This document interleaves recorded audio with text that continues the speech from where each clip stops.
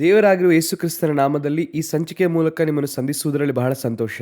ಲೋಕದಾದ್ಯಂತ ಹೋರಾಟಗಳು, ಯುದ್ಧಗಳು, ಒಂದು ಕಡೆ ಭೂಕಂಪಗಳು, ಇನ್ನೊಂದು ಕಡೆ ಪ್ರವಾಹಗಳು, ಈ ರೀತಿಯಾದಂಥ ಕಾರ್ಯಗಳೇ ಲೋಕಾದ್ಯಂತ ನಡೆಯುತ್ತಾ ಇದೆ. ಅದರಲ್ಲಿ ಒಳ್ಳೆಯ ವಿಷಯಗಳು ಕೂಡ ನಡೆದಿದೆ.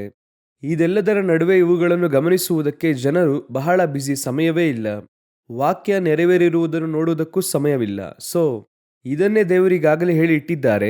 ಅಂದರೆ ಜನರು ಗ್ರಹಿಸದೇ ಇರುವಂತ ಹೃದಯವುಳ್ಳವರಾಗಿರುತ್ತಾರೆ ಎಂಬುದಾಗಿ ನಾವೀಗ ಕಾಲಘಟ್ಟಕ್ಕೆ ಬಂದಿದ್ದೇವೆ. ನಮಗೆ ಇದನ್ನು ನೋಡುವುದಕ್ಕೆ ದೇವರು ಒಂದು ಅವಕಾಶ ಕೊಟ್ಟಿದ್ದಾರೆ. ದೇವರ ಆತ್ಮನು ಒಂದು ಬೆಳಕನ್ನು ಕೊಟ್ಟಿದ್ದಾರೆ. ಬನ್ನಿ ನಾವು ಈ ಸಂಚಿಕೆಗೆ ಹೋಗೋಣ. ಮೊದಲನೇದಾಗಿ ಯಾವಾಗಲೂ ನೋಡುವಂತೆ ಇಸ್ರಾಯೇಲ್, ಇರಾನ್, US ಕಾನ್ಫ್ಲಿಕ್ಟ್. ಇದರಲ್ಲಿ ದೊಡ್ಡ ಆಶ್ಚರ್ಯ ಏನಂದ್ರೆ ಪುನಃ ಈ ಯುದ್ಧವು 13 ದಿನಗಳ ಕಾಲ ನಾವು ವಿಡಿಯೋ ತೆಗೆಯುತ್ತಾ ಇರುವಂತ ಅಂದಿನಿಂದ ನಿಮಗೆ ರೀಚ್ ಆಗೋದಕ್ಕೆ ಅನೇಕ ದಿವಸಗಳಾಗಬಹುದು. ಈ ಯುದ್ಧಗಳು ಬಹಳ ವೇಗವಾಗಿ ನಡೆಯುತ್ತಾ ಇದೆ. ಅಂದ್ರೆ ಇರಾನ್ ಅವರು ಎದುರು ತಾಕುವಿಕೆಯನ್ನು ಬಹಳ ತೀವ್ರವಾಗಿ ನಡೆಸಿದ್ದಾರೆ. ನಿರ್ದಿಷ್ಟವಾಗಿ ಅಮೆರಿಕದ ಆರ್ಥಿಕ ಪರಿಸ್ಥಿತಿ ತಾಕುವಷ್ಟರ ಮಟ್ಟಿಗೆ ಯುದ್ಧವು ಹೋಗುತ್ತಾ ಇದೆ. ಇದರಲ್ಲಿ ಗಮನಿಸುವುದಾದರೆ ಅಮೆರಿಕದ ಪ್ರಬಲವಾದ MNC ಕಂಪನೀಸ್ ಎಲ್ಲ ತಾಕಲ್ಪಟ್ಟಿದೆ. ಒಂದು ಕಡೆ ಸೌದಿ, ಕುವೈತು, ಈ ಬಾರಿ ಬಹರೇನ್ ಬಹಳವಾಗಿ ಕಾನ್ಸಂಟ್ರೇಟ್ ಮಾಡಲಾಗಿದೆ.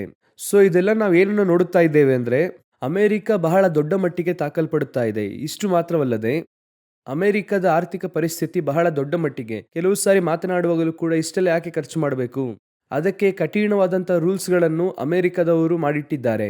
ಇದು ಅಲ್ಲದೆ ಈ ಯುದ್ಧದ ಬಹಳ ಟಾಪ್ ಆಗಿರುವಂತಹ ವಿಷಯ ಏನೆಂಬುದಾಗಿ ಕೇಳುವುದಾದರೆ ಇಸ್ರೇಲ್ ಪ್ರಧಾನಿಯವರು ಹೇಳಿದ್ದೆ. ಅವ್ರು ಏನ್ ಹೇಳಿದ್ದಾರೆ ಅಂದ್ರೆ ಈ US ನವರು ಇರಾನ್ ಅನ್ನು ತಾಕುವುದರಲ್ಲಿ ನನಗೆ ಇಂಟ್ರೆಸ್ಟ್ ಇಲ್ಲ, I am not interested in involving, ಅಂದರೆ ಇದರಲ್ಲಿ ಪಾರ್ಟಿಸಿಪೇಟ್ ಮಾಡೋದಕ್ಕೆ ನನಗೆ ಇಷ್ಟವಿಲ್ಲ ಎಂದು ಹೇಳಿದ್ದಾರೆ. ಆಕ್ಚುಲ್ ಆಗಿ ಈ ಯುದ್ಧವನ್ನು US ಆರಂಭಿಸಿದ್ದೇ ಇಸ್ರೇಲಿಗಾಗಿ. ಆರಂಭ ಮಾಡಿ ಆನಂತರ ಸಮಸ್ಯೆ ಹೆಚ್ಚಾಯಿತು. ಆನಂತರ ಇಸ್ರೇಲ್ ಆಸಕ್ತಿ ತೋರಿಸುತ್ತಾ ಇತ್ತು ಇರಾನ್ ಅನ್ನು ನಾವು ತಾಕಬೇಕು ಎಂದು. US ಅವರು ಅದಕ್ಕೆ ಹಿಂಜರಿದರು. ಇಲ್ಲ ಬೇಡ, ನಾವೆಲ್ಲ ಒಪ್ಪಂದವನ್ನು ಮಾಡಲಿದ್ದೇವೆ ಎಂಬುದಾಗಿ. ಯಾಕಂದ್ರೆ ಅವರಿಗೆ ಅನೇಕ ಕಡೆಯಿಂದ ಹೈ ಪ್ರೆಷರ್ ಬಂತು, ಆರ್ಥಿಕವಾಗಿ ಪ್ರೆಷರ್ ಇತ್ತು. ಆದ್ರೆ ಈಗ ನೋಡುವುದಾದ್ರೆ ಆ ಸ್ಟ್ರೈಟ್ ಆಫ್ ಹಾರ್ಮೋಸ್ ಅದಿನ್ನೂ ಕೂಡ ಇರಾನ್ ಅವರ ಕಂಟ್ರೋಲ್ ಅಲ್ಲೇ ಇದೆ.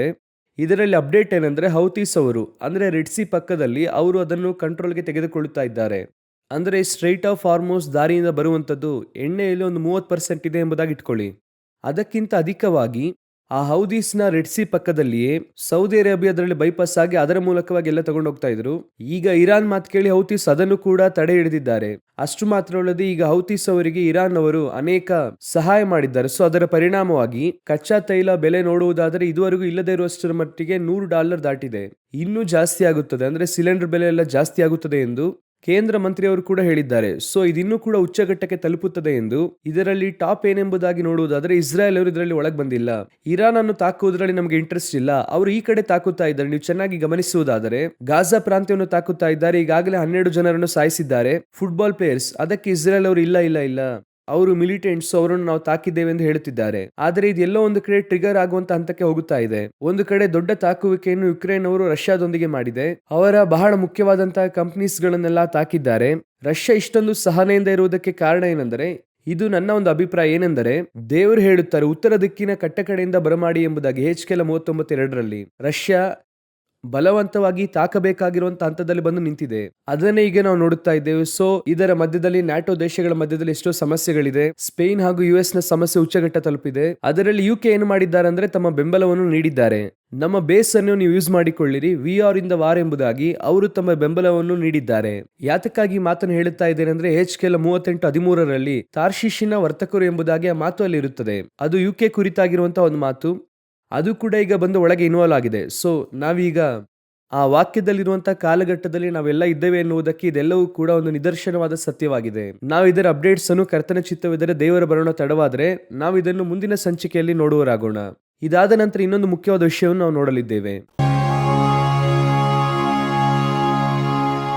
ಎಲ್ನಿನೋ ಕುರಿತಾಗಿ ನಾವು ಈಗಾಗಲೇ ಬಹಳ ಮಾತನಾಡಿದ್ದೇವಲ್ವಾ. ಇದು ಆಗಸ್ಟ್ ತಿಂಗಳಿನಲ್ಲಿ ಉಚ್ಚಘಟ್ಟ ತಲುಪುತ್ತದೆ ಎಂದು ಹೇಳಿದ್ದಾರೆ.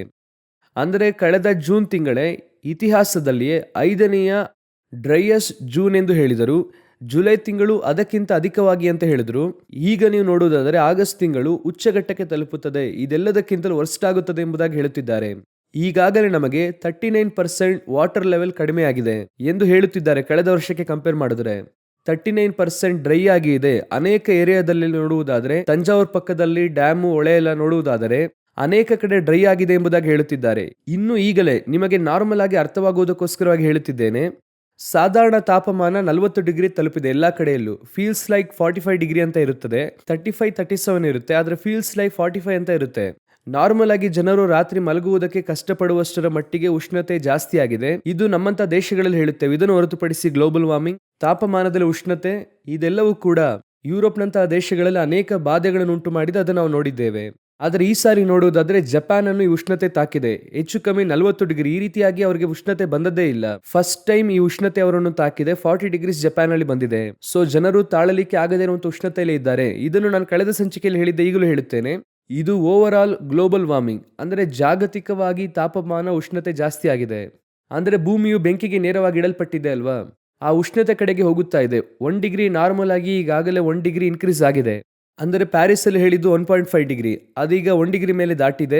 ಈಗ ಯುದ್ಧಗಳು ಹೋಗುತ್ತಾ ಇದೆ, ಅದು 2 ಡಿಗ್ರಿ ದಾಟುತ್ತದೆ. ಸೊ ನಾವು ಬೈಬಲ್ ಅಲ್ಲಿ ಬರೆಯಲ್ಪಟ್ಟಿರೋ ಪ್ರಕಾರ 2 ಪೇತ್ರನ ಪುಸ್ತಕ 3ನೇ ಅಧ್ಯಾಯ 10-12ನೇ ವಾಕ್ಯದ ಪ್ರಕಾರವಾಗಿ ಹೋಗುತ್ತಾ ಇದ್ದೇವೆ.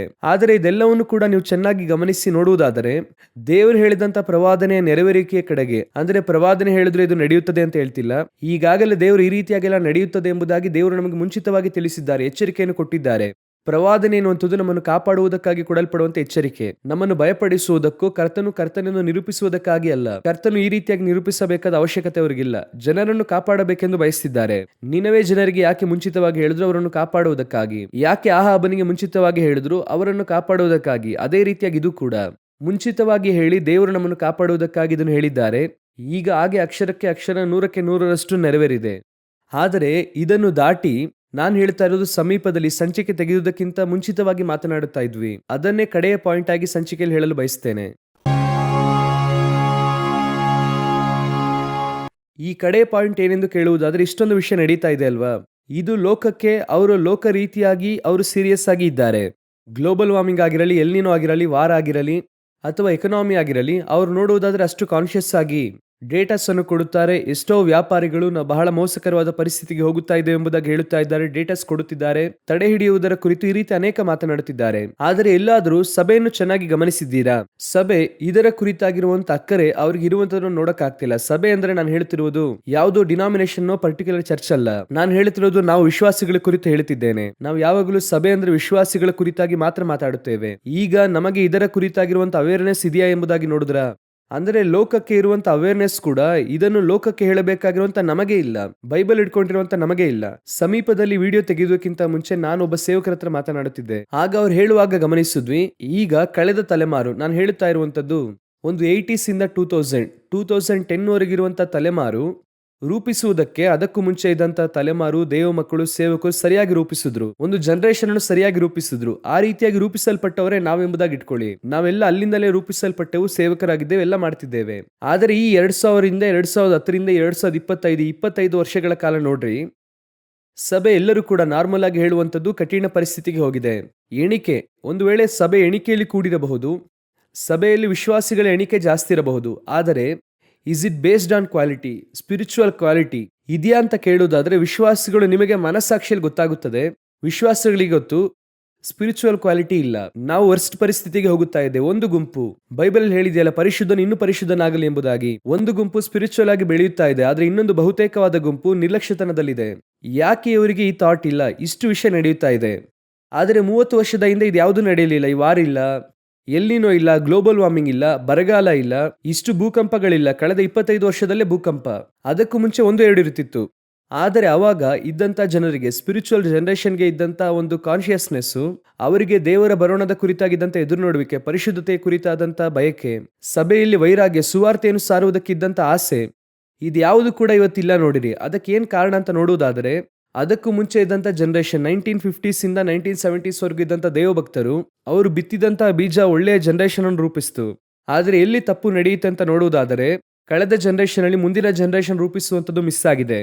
ಅದೇ ಈಗ ಸ್ಪಷ್ಟವಾಗಿ ಕಾಣುತ್ತಾ ಇದೆ. ಈಗ ಇರುವಂತವರೆಲ್ಲರೂ ಕೂಡ ಇದ್ದ ಹಾಗೆ ಅವರು ಚೇರಲ್ಲಿ ಕೂರುವುದಕ್ಕೆ ಆರಂಭಿಸಿದ್ದಾರೆ, ಸೆಟ್ಲ್ ಆಗುವುದಕ್ಕೆ ಆರಂಭಿಸಿದ್ದರಿಂದ ಬರಲಿಕ್ಕಿರುವಂತ ಜನರೇಷನ್, ಒಂದು ವೇಳೆ ಇದರಲ್ಲಿ ಏನು ಮುಖ್ಯವಾದ ವಿಷಯ ಅಂದ್ರೆ, ಬರುವಂತಹ ಜನರೇಷನ್ನೇ ದೇವರ ಬರೋಣದಲ್ಲಿ ಎತ್ತಲ್ಪಡುವುದಕ್ಕೆ ಅನೇಕ ಅವಕಾಶಗಳಿದೆ. ಕಾರಣ ಈ ಪ್ರವಾದನೆಗಳೆಲ್ಲ ನೆರವೇರುವ ಹಂತದಲ್ಲಿದ್ದೇವೆ. ಆದ್ರೆ ಈಗಲೇ ಸಭೆ ನಿರ್ಲಕ್ಷ್ಯವಾಗಿದೆ. ದಯವಿಟ್ಟು ಉಜ್ಜೀವನ ಎಂದು ನೀವು ನೆನೆಸುತ್ತಿರುವಂತ ಉಜ್ಜೀವನ ಏನೋ ಒಂದು 50,000 ಜನ ಸೇರಿದ್ರೆ 1 ಲಕ್ಷ ಕೂಡಿ ಬಂದ್ರೆ ಅದೆಲ್ಲ ಉಜ್ಜೀವನ ಅಂದ್ರೆ ಹೊರಗಿನಿಂದ ಸಭೆಯೊಳಗೆ ಬರುವುದಿಲ್ಲ, ಸಭೆಯಿಂದಲೇ ಆಚೆ ಹೋಗುವಂತದ್ದಾಗಿದೆ. ದಯವಿಟ್ಟು ಸಭೆಯೊಳಗೆ, ಸತ್ಯದ ಒಳಗೆ, ಆತ್ಮದಲ್ಲಿ, ಪರಿಶುದ್ಧಾತ್ಮನಲ್ಲಿ, ನಂಬಿಕೆಯಲ್ಲಿ ಬಲಗೊಳ್ಳಿರಿ. ನಮಗೆ ಇನ್ನು ಸಮಯ ಖಂಡಿತವಾಗಿಲ್ಲ. ನಿಮಗೆ ಎಚ್ಚರಿಕೆಯಾಗಿ ನಾವು ಹೇಳ್ತಾ ಇದ್ದೇವೆ. ದಯವಿಟ್ಟು ಮುಂದಿನ ತಲೆಮಾರನ್ನು ಎಬ್ಬಿಸುವುದಕ್ಕೆ ಪ್ರಯತ್ನ ಮಾಡಿ. ಅವರಿಗೆ ಏನ್ ಮಾಡಬೇಕಂತ ನೋಡಿ. ಇಲ್ಲದಿದ್ದರೆ ಒಂದು ದಿನ ಬರುತ್ತದೆ. ನೋಹನ ಕಾಲದಲ್ಲಿ ದೇವರು ದೀರ್ಘಶಾಂತನಾಗಿ ಕಾದಿದ್ದಾಗ ಅವಿಧೇಯ ಆತ್ಮಗಳೆಂದು ವಾಕ್ಯ ಹೇಳುತ್ತದೆ. ಆ ಸ್ಥಳಕ್ಕೆ ನಾವು ಬರುವುದಕ್ಕೆ ಅನೇಕ ಅವಕಾಶಗಳಿದೆ. ಕರ್ತನ ಚಿತ್ತವಿದ್ದರೆ ದೇವರ ಬರೋಣ ತಡವಾದರೆ ಇನ್ನೊಂದು ಸಂಚಿಕೆಯಲ್ಲಿ ನಿಮ್ಮನ್ನು ಸಂಧಿಸುತ್ತೇವೆ. God bless you.